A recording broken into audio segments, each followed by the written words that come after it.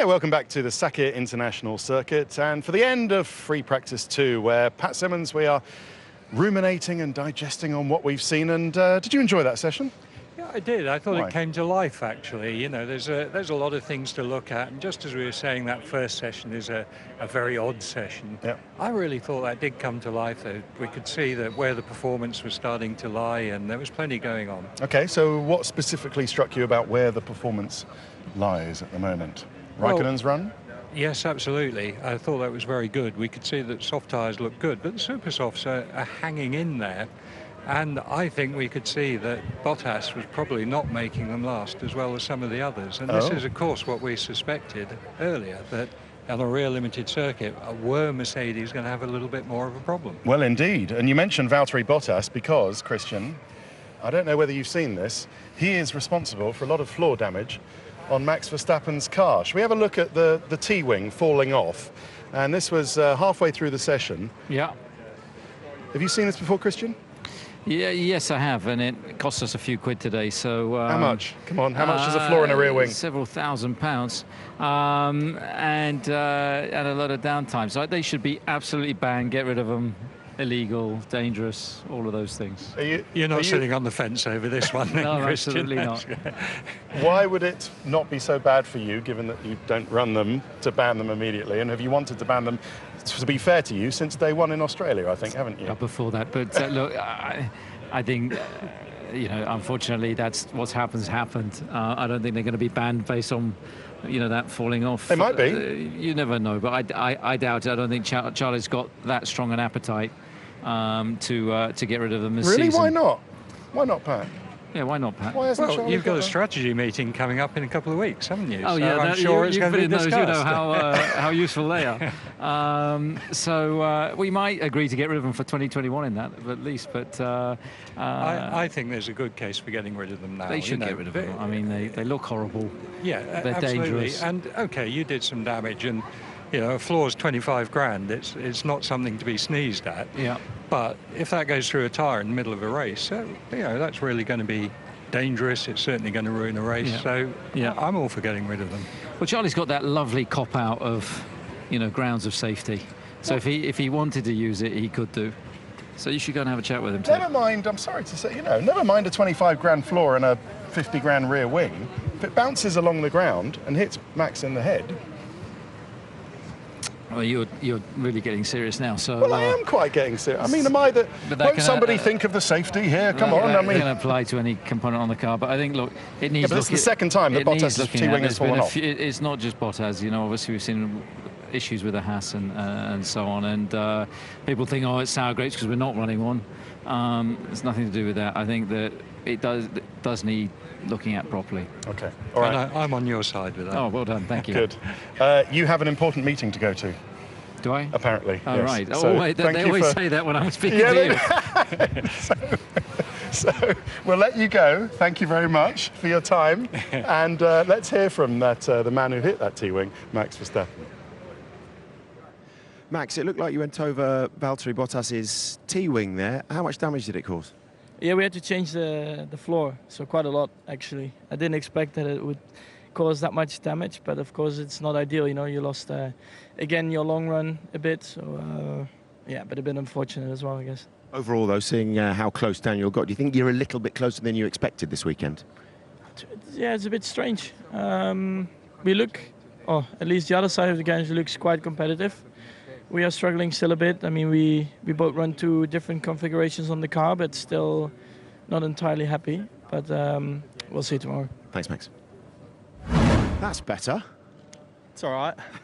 It's not quality, but yeah, if it was quality, I'd take that for now.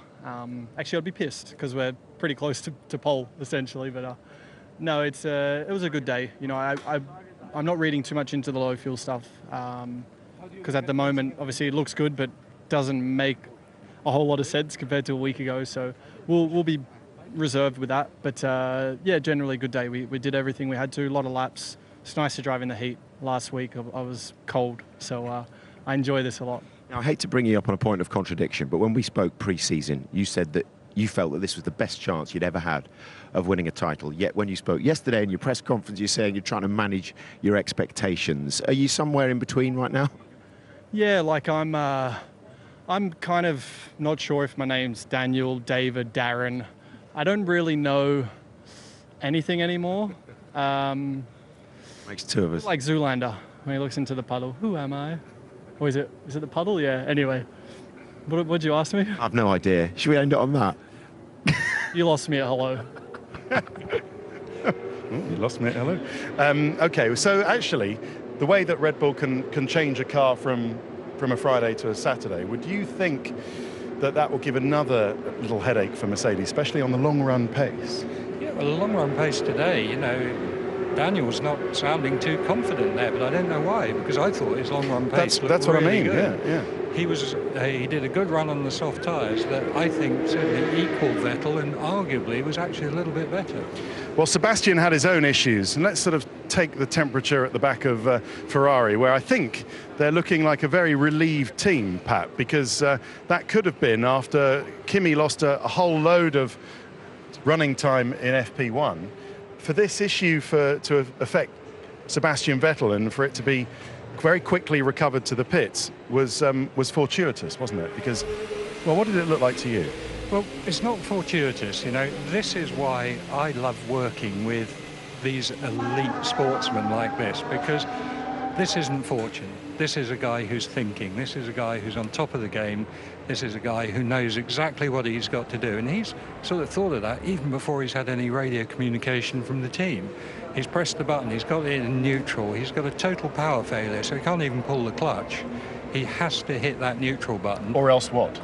Or else the car is stuck in gear and it's just going to stop on the track. So real quick thinking there. Yeah. And So I just love working with guys like that. So not that the gears are going to munch themselves together and he might have a gearbox issue. No, that's not a real problem. Although But he knows. when you do get a power cut, you can get the servo valves that control the gearbox can go a bit wild, but you put a bias on them to make sure that doesn't happen. Yeah. But what will definitely happen is you'll be locked in gear and Session you're stuck. over. Exactly. And what so he- real good thinking there. And that he knows that he's close enough, and maybe it was fortuitous that the marshals were able to push him back. And there's not really a service road in there. I mean, they had to do it in the pit lane, Yeah. didn't they? And he Yeah. can resume his session, which he did. Yeah, good thinking. Smart thinking. All right, well, let's see what the man himself, the four-time world champion Sebastian, had to say to Rachel. Sebastian, a couple of issues today, but otherwise topping the timesheets and looking good on race pace. Could it even be a three-way battle around here, do you think, this weekend? I don't know. They looked already a bit stronger this morning or this afternoon. So, yeah, I haven't seen much yet.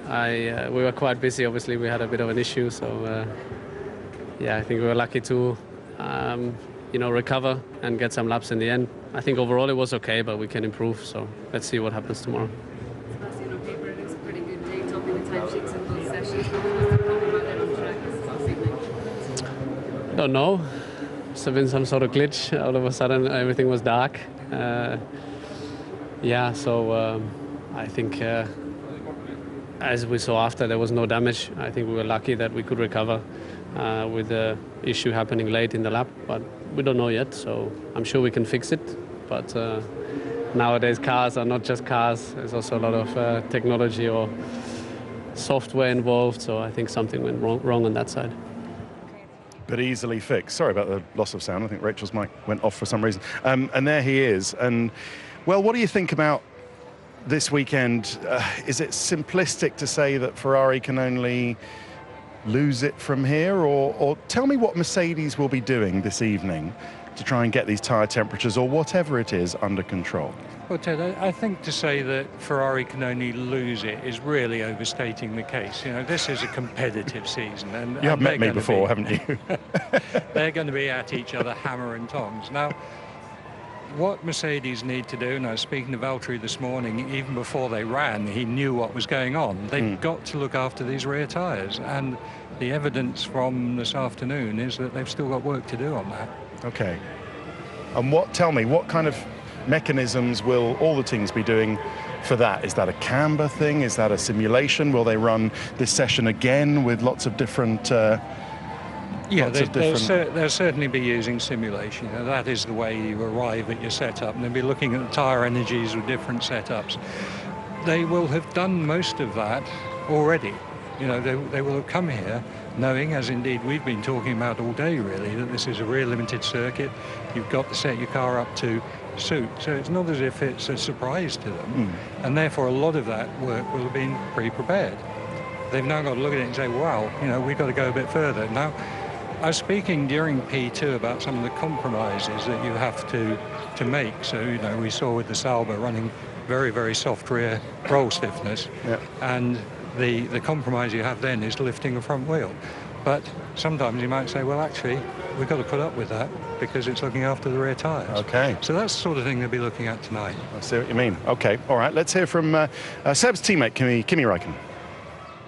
Kimi, you go very well around here, and it looks like the Ferrari's got some decent race pace. Is the win on for you this weekend? I don't know. I mean, it's too early to say. Obviously, it will be tricky conditions, probably more hot than in the last few years. So, you know, still a lot of work to be done to be ready, but it's always the same story after Friday. So.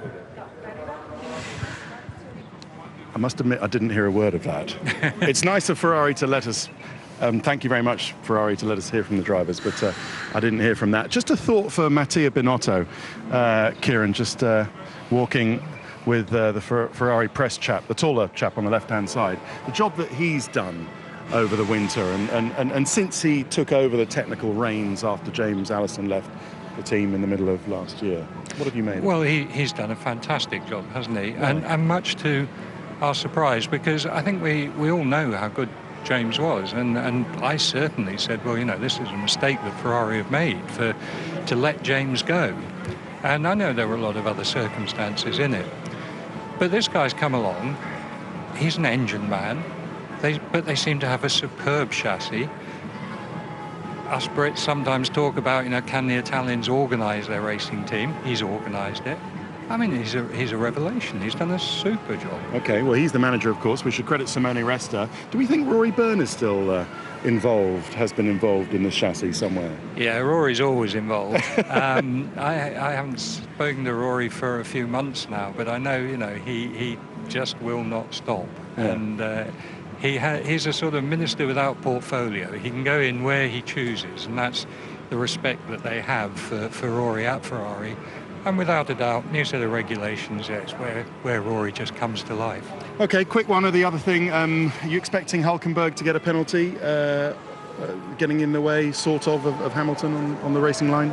I actually think this might be a reprimand. Right. I think it was bad, it was dangerous, but the onus has to be on the team to get on the radio and to advise him. So a hard one. Yeah, I mean, Hülkenberg will probably argue that he was being told to change something on the dials and his head was inside the cockpit and not looking in the mirrors. But yeah, and that's why the team need to help him. Now, you know, I know the rules say the driver must drive the car alone and unaided, but you can't do that these days. These are complicated cars. The team have to work with him. Okay, all right, thanks very much, Pat. Still loads to come on Sky F1, so stay with us because we've got a Good Friday feast of motorsport, if that kind of thing exists, with F2 qualifying next, followed by the team principals.